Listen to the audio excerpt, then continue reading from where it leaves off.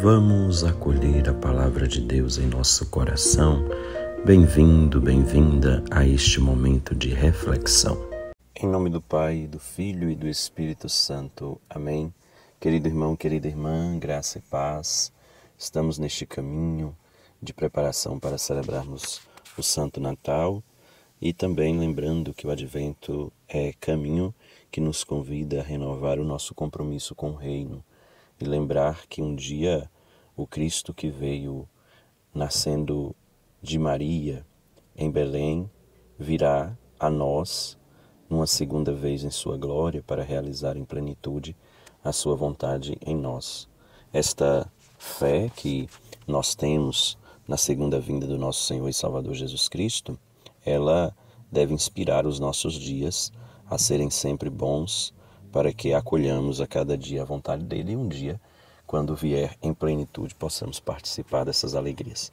Vamos ouvir, meu querido irmão, querida irmã, neste dia, o Santo Evangelho, abrindo nossas vidas à palavra santa de Deus. Evangelho de Jesus Cristo, segundo Mateus 11, 16 a 19. Naquele tempo disse Jesus às multidões: com quem eu vou comparar esta geração? São como crianças sentadas nas praças que gritam para os colegas dizendo: tocamos flauta e vós não dançastes, entoamos lamentações e vós não batestes no peito.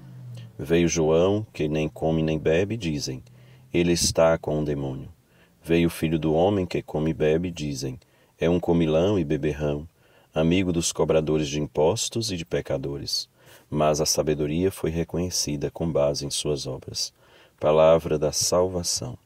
Glória a vós, Senhor. Queridos irmãos e irmãs, o Evangelho de hoje abre-nos a diversas possibilidades de reflexão acerca do nosso modo de estar no mundo, do nosso modo de nos relacionar com as verdades que Deus apresenta para nós, com a verdade que é Deus. Jesus, ele chama atenção para o povo que está diante dele acerca do modo como eles estão se comportando diante da vida. O primeiro elemento que eu gostaria de chamar a atenção diante deste evangelho, querido irmão, querida irmã, é que tantas vezes nós podemos estar num determinado ambiente, podemos fazer uma determinada coisa, mas podemos nos privar de viver aquilo que nós estamos fazendo, ou vivenciar, experimentar em profundidade o que nós estamos fazendo. Podemos, como costuma o povo dizer, empurrar as coisas com a barriga, fazer apenas as coisas porque elas precisam ser feitas e vai levando assim a vida.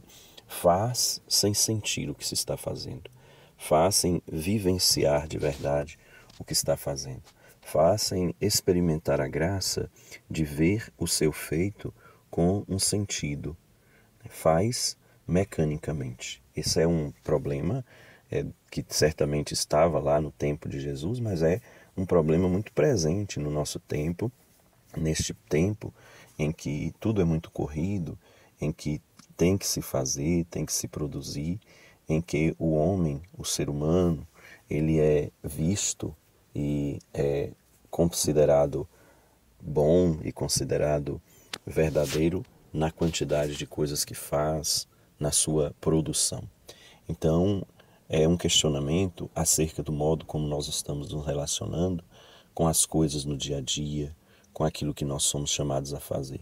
E aí, lembrados somos de que não basta a gente fazer coisas, né? Porque nós não somos máquinas, mas é preciso vivenciar aquilo que nós estamos fazendo, é preciso questionar, né, o nosso fazer, por que estamos fazendo, como podemos fazer da melhor forma possível e como que aquilo que estamos fazendo vai contribuir para o nosso crescimento, para o crescimento das pessoas que convivem conosco, para um progresso da sociedade. Não é o fazer pelo fazer, mas é o encontrar o sentido daquilo que estamos fazendo, porque senão vamos fazer coisas, mas não vamos nos preencher de verdade do sentido da vida e do sentido das coisas, das atividades que realizamos. Então, que nós voltemos a nossa atenção para isso. E uma forma de a gente poder fazer isso é ter tempo de não fazer nada, né? Tempo do ócio, tempo do descanso, um descanso fecundo, né? É muito importante para que a gente possa compreender, né, o momento que a gente vive. Se a gente tem um momento de descanso, a gente tem a possibilidade de aliviar a mente, né, esvaziar a mente de tantas coisas que vão sendo postas a nós, e temos a possibilidade de refletir sobre a nossa vida, sobre as nossas atividades, refletir sobre o que estamos fazendo. Então dá um tempo para nós para fazermos isso. E o tempo de descanso, lembra que se assim como a gente tem um tempo de descanso e nele nós nos entregamos, ou a ele nós nos entregamos, temos a possibilidade de pensar, também no tempo de correria, de serviço, de atividade, nós precisamos fazer aquilo que nos é confiado ter sentido através do questionamento, da reflexão sobre o que nós estamos a fazer. Então esse é certamente um primeiro elemento.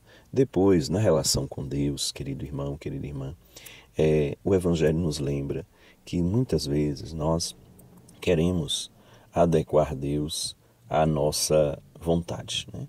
Então, queremos um Deus segundo a nossa necessidade. E este Deus vai se adaptando de acordo com aquilo que nós estamos vivendo. Às vezes a gente encontra pessoas, por exemplo, que elas criticam uma determinada situação, por que foi assim, fizeram deste jeito, né? Mas aí passa um tempo, elas vão viver a mesma situação. E aí tudo bem. Nessa hora não há críticas, está tudo certo. Por quê? Porque é conveniente. Enquanto era o outro que estava passando, que estava vivendo, que às vezes estava sofrendo, tudo bem. Está errado. Eu critico, eu me oponho. Mas quando toca em mim, aí a situação ela fica difícil, né? Às vezes acontece isso, por exemplo, quando a gente acompanha pessoas que estão no sofrimento.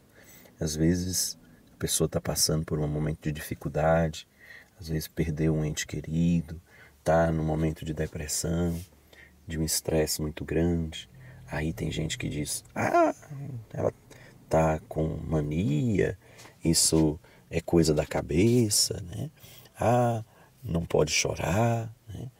E fica dando às vezes umas falsas explicações e soluções para o problema dos outros.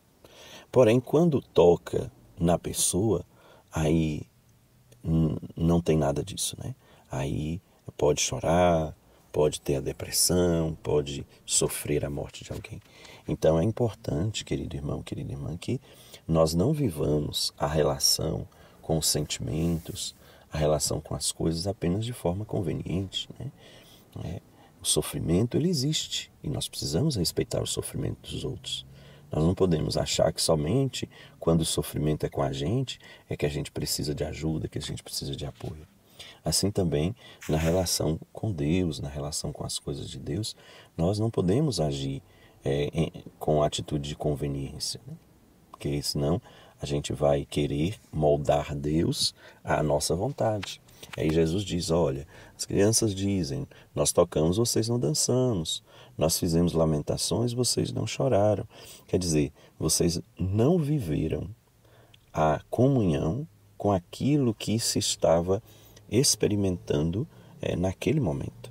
E isso é muito grave, isso é um problema, porque quando a gente não vive esta comunhão com o momento que se está sendo vivenciado, é sinal de que nós estamos carecendo do dom da sensibilidade, de sentir o outro como irmão, como companheiro, a quem nós devemos ajudar, e para ajudar de verdade é preciso sentir com, é preciso ter sensibilidade.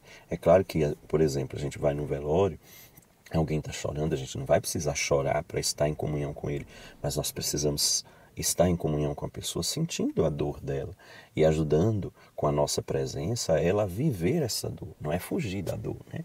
Mas viver de verdade a dor. Então, Jesus nos convida a sermos sensíveis ao momento e às pessoas que estão próximas a nós. Porque a gente não pode fazer como essas crianças que não vivenciavam, né?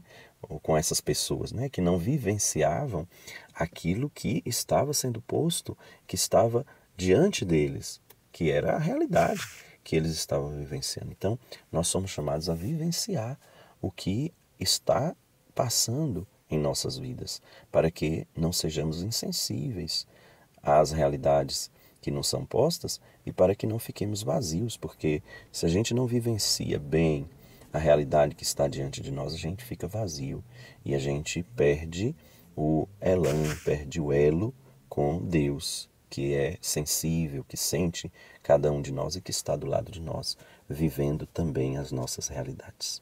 E que venha generosa sobre nós a bênção do Deus rico em misericórdia, Pai, Filho e Espírito Santo. Amém.